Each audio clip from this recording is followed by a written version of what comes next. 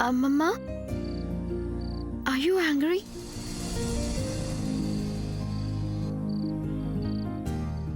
I know you're angry. ఇలాంటి పార్టీలు పర్టికులర్గా ఇలాంటి న్యూ ఇయర్ పార్టీలు జరగడం నీకు ఇష్టం లేదని, అది ఇండియన్ కల్చర్ కాదని, అందుకే యు నాట్ ఇంట్రెస్టెడ్ అని కూడా తెలుసమ్మమ్మా.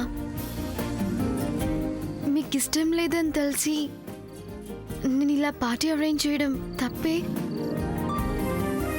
ఇట్స్ మై ఫాల్ట్ అమ్మమ్మ. I agree with you.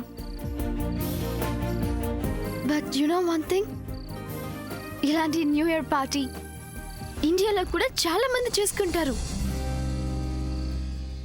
అయినా ఈ ఇంట్లో జరగకూడదు, ఐ నో దాట్. బట్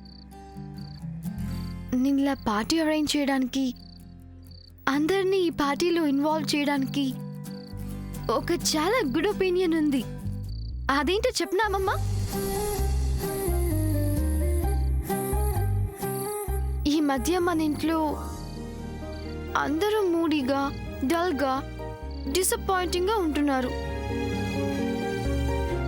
ఒకరిని ఒకరు పలకరించుకుంటున్నా అది హార్ట్ఫుల్గా, ఫుల్ ఫ్లెష్గా ఉండడం లేదు.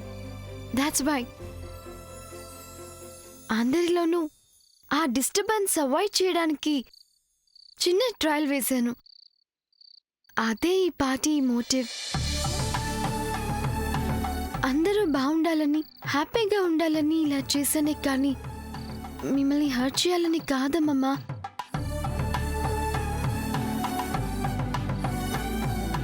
నీకిష్టం లేని పని అస్సలు నేను చేయను. కానీ ఇల్లన్నాక అందరి మొహాల్లో సంతోషం, అందరి జీవితాల్లో కళ ఉండాలని నువ్వే చెప్తుంటావుగా. నేను అదే ఫాలో అయ్యాను. ముందుగా నీకు మాట చెప్పి నీ పర్మిషన్ తీసుకొని ఈ పార్టీ అరేంజ్ చేద్దాం అనుకున్నాను. బట్ అడ్వాన్స్గా చెప్తే సర్ప్రైజ్ ఉండదని ఇలా సస్పెన్స్ మెయింటైన్ చేశాను. తప్పంతా నాదే. Kindly excuse me. అమ్మమ్మ, నువ్వు కూడా ఈ కేక్ తింటే I'll be so happy. Or else I'll feel very sad. అమ్మమ్మ, వన్ మోర్ థింగ్. నువ్వు ఈ కేక్ తింటేనే నన్ను క్షమించినట్టు.